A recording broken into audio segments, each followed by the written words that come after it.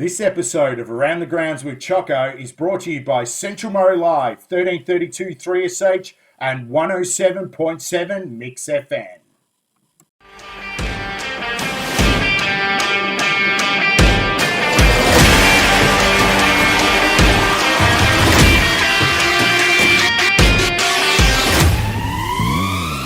Welcome to Around the Grounds with Chocco, and I am extremely excited to have a chat with tonight's special guest. And, he was a local born and bred, won a league best and fairest, and then ventured down to playing one of the best teams we've seen in recent history. And I speak of John, the Shadow Sharrock. John, welcome to Around the Grounds. Thanks very much, Chocco. Good to be with you. Mate, tell us a bit about your days. You're born and bred in Iowa West, and you had a bit of a citrus farm in Tullibuk. Yes, Mum and Dad had a vineyard and a citrus farm, but I went to school at Tullibuk Central, and when the headmaster said, I got my intermediate, he said, you've got a farm here, you might as well leave now and you play a bit of footy at Tullibuk. So I couldn't get out of there quick enough, so home I went to work. So you played junior football. Like, they didn't have junior football back then, but you played for the school because there was no junior teams. What was it like playing junior football back in the day? Well, we played teams like Balranald and all the Moolameen, those sort of clubs. That's all we did. But there was no seconds, no thirds in those days, only first and second. So I went straight into seconds and played 1 year, and then 3 years in the seniors. So pretty good initiation, because they're all pretty tough, those seconds players. They would have. And tell us a bit about you would have gone back in, you were what, only a young 15, 16 when you first started playing senior footy for Tullibuk? I had my first year, I was 15, I played the full year in the seconds. Then Max Sutcliffe come from Geelong, and he was our coach in my first year as 16-year-old. And a fella called Bill Costello was our coach from my last 2 years. And I won the medal in as an 18-year-old in 1962. So a few of the scouts were there, and I would have gone there for nothing, but they must have saw something in me, and I got a nice little cheque for £400 to sign. So a lot of money when you had no money. Yeah. Dad was giving me a pound a week to sort of go to the footy and buy a few drinks. You could buy a jug of beer those days for $2 bob, you know. Well, you mentioned your best and fairest because what was that? 1962, you won the league best and fairest for Mid-Murray. Which is known as the Jack Betts Medal. And then 1963 came around, and, you were at Geelong. How did you end up at Geelong? Tell us the story of, was it true Bobby Davis came down and recruited you down there? Well, when I won the medal, what's the name? It was 62. Then sort of Mum and Dad were pretty good golfers, and at lunchtime we were chipping around from like a 40-metre chip to each other, and next thing these two big blokes walked in, and Dad said, "What have you done?" He pulled up in this big motor car, big Ford, and I said, "Well, I've done nothing wrong, I had a few beers, but never had the problems." But anyway, it was Bob Davis and the coach and Leo O'Brien, and anyway they signed me with this nice cheque, and down I go. So that was history. I would have signed for nothing, by the way. Well, and what a signing it was, because you walked into a team in 1963 with some names, and I mentioned names like Great Polly Farmer and Billy Goggin and the Lord brothers, and coached by Bobby Davis. What was it like as an 18-year-old walking into the great halls of the Geelong Footy Club? Well, it was a bit daunting, by the way. I trained myself in January, February, knowing I was going down in March, and we had this orange vineyard farm, and I was really fit, and I played my first practice match on it was a possible versus probables. It was top half-forward line against against the top back line. I played on John Devine. Tough player and a ripper bloke. You know, I kicked a couple of goals in the first week, and then the following week, I think I kicked one, and the chairman selector said, "How'd you go?" And I heard Devine say, "Put him straight in the side." Well, it was a pretty good recommendation for me. So I played the 20 games out of 20 that year in the premiership. There was only 3 of us did it. I think it was Peter Walker, the late Peter Walker, and Stuart Lord. So it was an interesting. We were 5th coming the last home and home game, and Hawthorn were top. So we played Hawthorn the last home and home game, and we beat them by so much we went to 2nd. So the second semi we played them and we beat them. We went to the grand final. They beat Essendon in the preliminary, and they played us again in the grand final, which the last 3 games that year we played Hawthorn. So it was a funny sort of scenario, but that's how it happened, and we won by 5 or 6 goals in the grand final, which is unbelievable for me. But then we had a trip to America, Geelong and Melbourne, toured overseas in '63. 1 month, I went away. I think I went over 12 stone 3 and come back 13.5 stone. So I found a few McDonald's. Yeah, you would have. And tell us a bit about '63. You got to wear the number 10, worn by the great Fred Flanagan. I think you were a bit of a childhood hero of Fred back then. Yes, he was my hero, Fred Flanagan. He champion bloke and a champion player. But getting back to the Mid-Murray Leagues, there's a fellow called Ken Harrison who was the Caltex distributor in Swan Hill, and soon as someone showed any potential in the league, he sent Colin Rice, Kenny Goodlands, Billy Ryan, myself. I think Fred Flanagan come from Swan Hill originally. So anyone with or Neville Martin, they all went down to Geelong. So Ken Harrison was a mad Geelong supporter, and he was a great recruiter for them. So we had to give a lot of credit to Ken because he had all the scouts up there looking at all the players, and no one else got a chance to look in any other league. So Kenny was a great fella. He would have, and you mentioned some of the names. Colin Rice, who was part of that '63. Tell us a bit about that '63 grand final. Massive day at the MCG against Hawthorn, and Geelong were just too good. Watching the footage, you kicked 4 behinds that day. You couldn't get one on the scoreboard.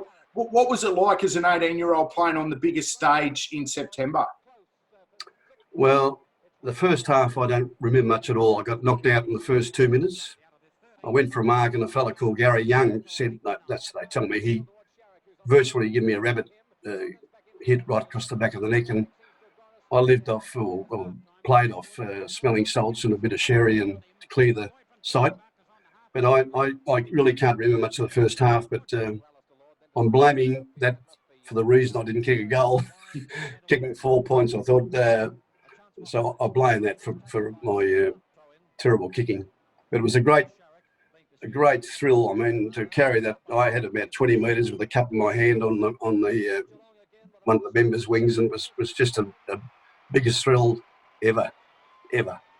Yeah, it would have been, and particularly for a lot of Geelong fans, because they didn't have success. Their last premiership was in 51-52, and then 63 came along, and then 64, you mentioned you did a trip overseas. You played an exhibition game in Hawaii, was it, against Melbourne? That was in 63. Yep.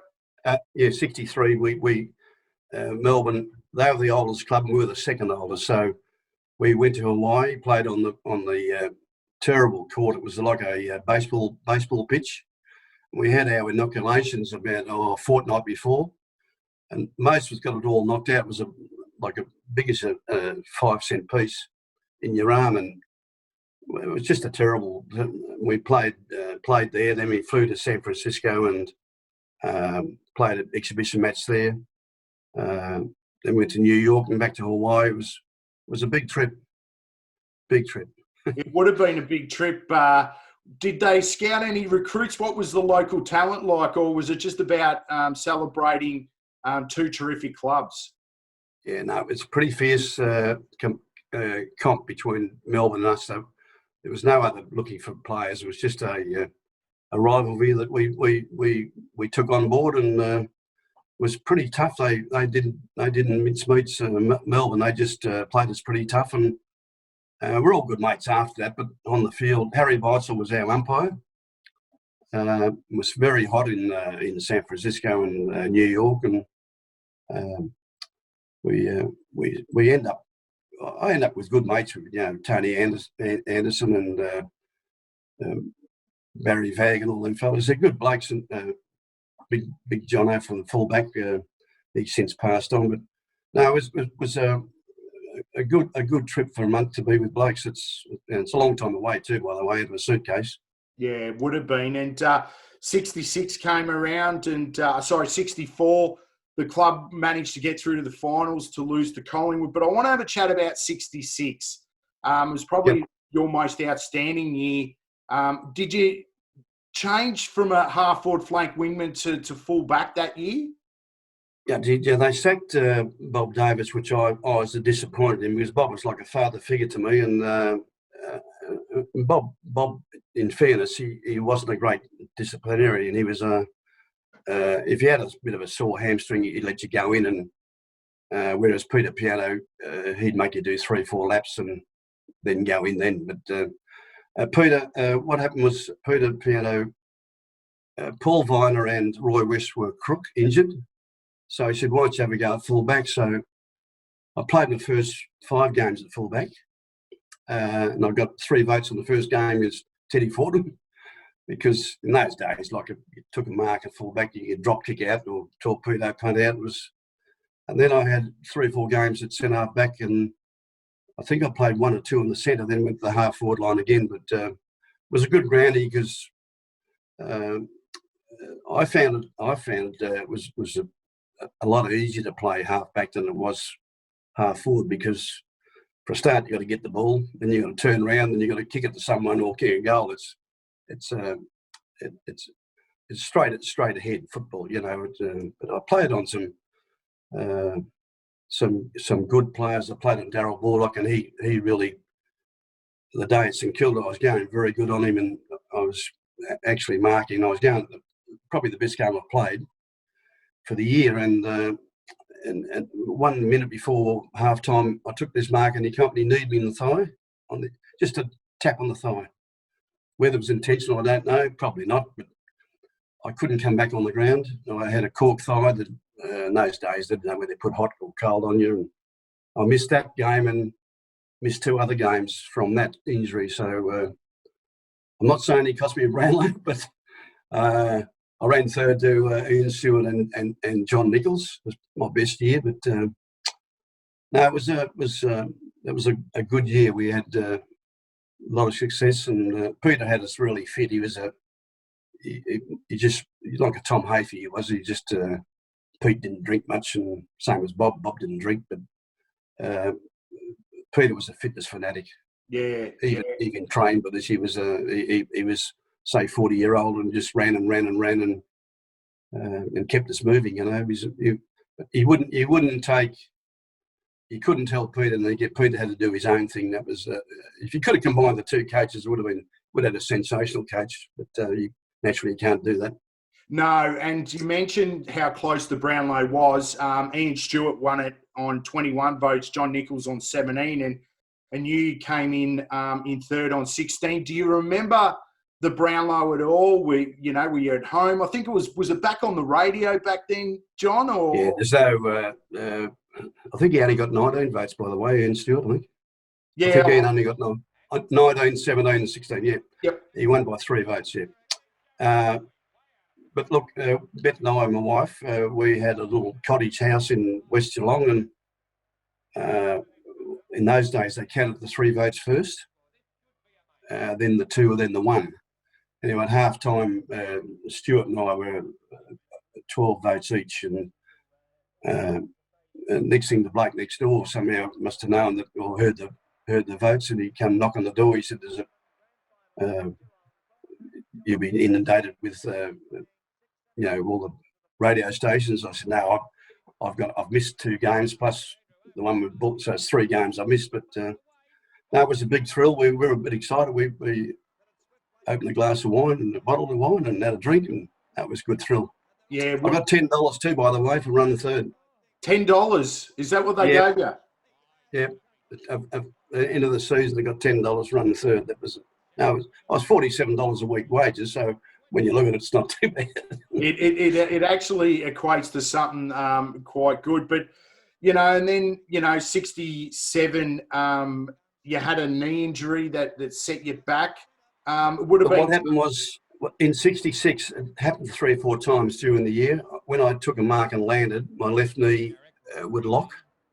And anyway, I went and saw this same surgeon that operated on Polly and operated on Doug Wade. And they had the same thing, cartilage out, and they went all right. So I thought, he said, look, if you don't get it out, you're going to tear your knee really badly. If it locks up and someone hits you, you won't play footy again. So I got it done, but I couldn't move my leg for 4 months. I missed the first 15 matches of 67, played 1 game in the seconds, and then the last 3 before the finals.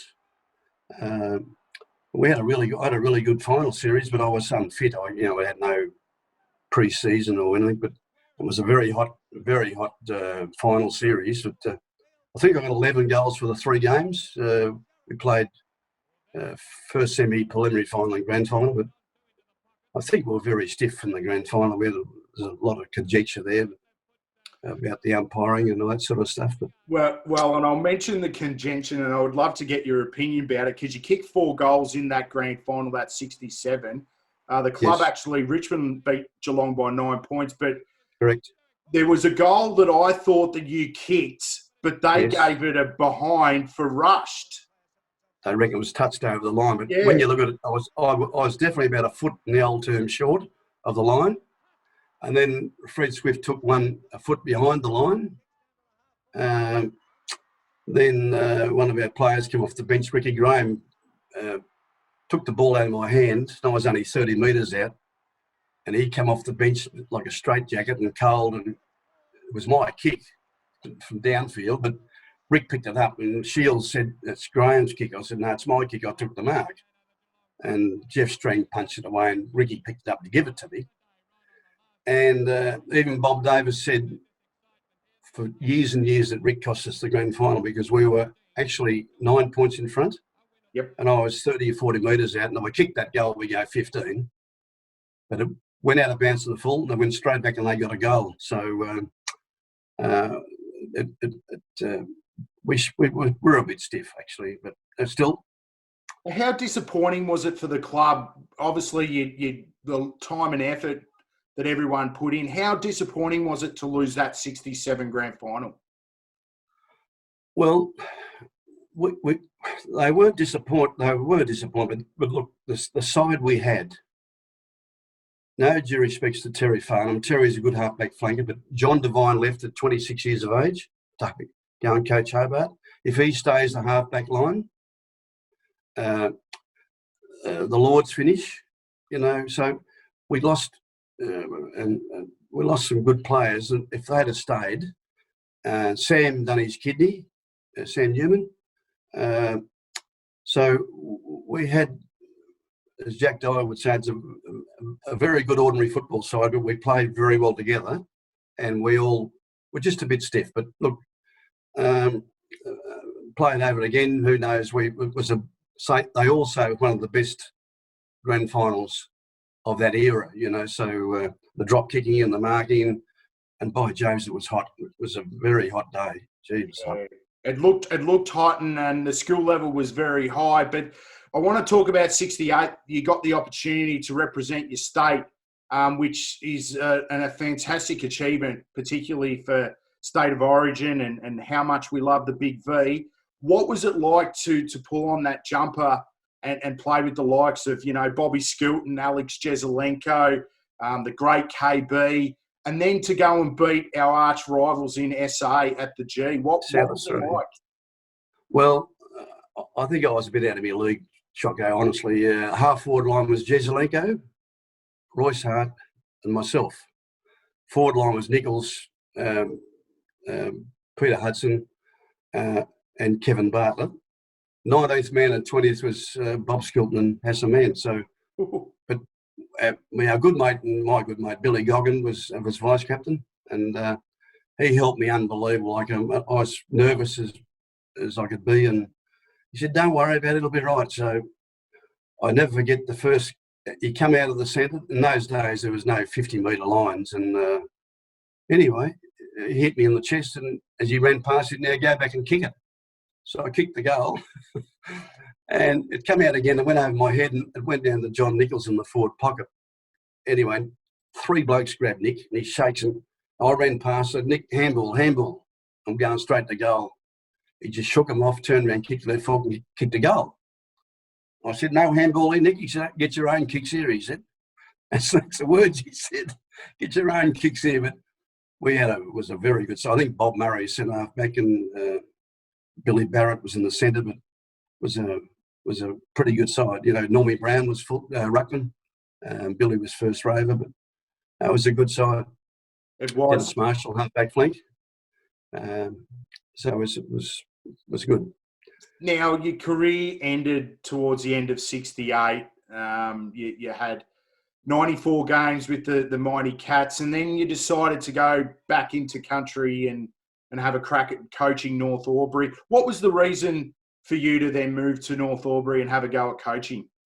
Well, that state game that I played, I think it was Barry Robin I played. I may have been another, but I thought it was Barry Robin. But I kicked around the corner the last 3-4 minutes, and they just tore me knee and a half again, and I missed the next 3 weeks and play out through the finals. Had a good final series. I did all right there, and anyway, to Geelong, well, I went to the best and fairest count, and Peter Piano got up and said, "Well, we're going to say goodbye to 2 of our mates tonight."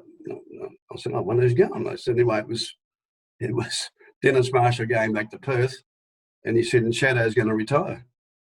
That's the first I've ever heard about it. So to their credit, they didn't me up and clean it up, and I was over at Mum and Dad's place at Tullybuck, and somehow the North Albury Footy Club tracked me down there, and they said, "Would you be non-playing coach?" Because they said there's a fellow called Ralph Rogerson that come from Perth and played at Fitzroy. He was their coach, and he had some family problem. He had to go back to South Australia, and anyway, I come up here as non-playing coach. Never sold cars in my life. Went as a new car salesman, selling Fords, and thought I'd be here for 2 years. I didn't think I'd play a game, but anyway, I got the smell of liniment 2 weeks before the start of the game, and we won the first 7 straight, and they didn't think we'd win a game, so we had played all the young kids, Rossi Henshaw that went to North Melbourne, and a couple of other little Aboriginal boys we had here. We just had a really good club, and I had my first game, kicked 7 goals, 2-1. A fella called, he played at Richmond. He come from Myrtleford, big centre-half back fella. And Ron Joseph was in the back from North Melbourne. The secretary, he said, "You're back at North Melbourne?" I said, no, because North Melbourne territory was Ovens and Murray. And I helped North get fellas like Mick Nolan, Gary Cowton, Doolan, all these fellas, Johnny Byrne, Mick Nolan. I said, yeah, all them fellas that was Zone 2, North Melbourne. So Ron ended up a good mate of mine, and I said, look, if I ever go back to VFL, I'll be going back to Geelong. So we played the first semi-final. I played 17 games out of 19. Next year I played 14, and I just retired. Then I just gave it up. My knee was just full of arthritis, and I'm paying for it now. Wow, it was a wonderful career. Tell us about, some of your great mates you spent a lot of time with, like Polly Farmer and Wadey, and you talk of Billy Goggin and Bobby Davis. They must be like wonderful people you've had in your life. Well, I never get the £400 I got for signing. When I got there, Polly said, "You better buy a motor car." And I was 19, so he took me down to the dealership, and I think they had £799, and they give it to me for £600, which was probably normal practice. So I was sort of £200 short. But Bob took me across the road to ANZ Bank, and I didn't sign any papers. So Bob obviously must have signed the papers. And they gave me a bank book with a minus 200 on it, and I had to go and pay off so many pound a week. But look, Bob was a father figure, and it's tough when you're 18 and 19 going away from home. So every Tuesday night I went to Fred Waller's place for tea after training. Usually Wednesday nights be either Polly's or Doug Wade's, So it was really, they looked after. Geelong was a real country town, and Colin Rice is probably my closest mate, the old Swanhill man. He's in Bendigo, Colin. We're really good mates. We talk twice a week, but I talk to Wadey. We have a reunion every year at the 63, 64, 65 lists. Mind you, it's getting a bit thinner because out of the premiership side, I think there's only 13 left out of the 21, plus the coach is gone. So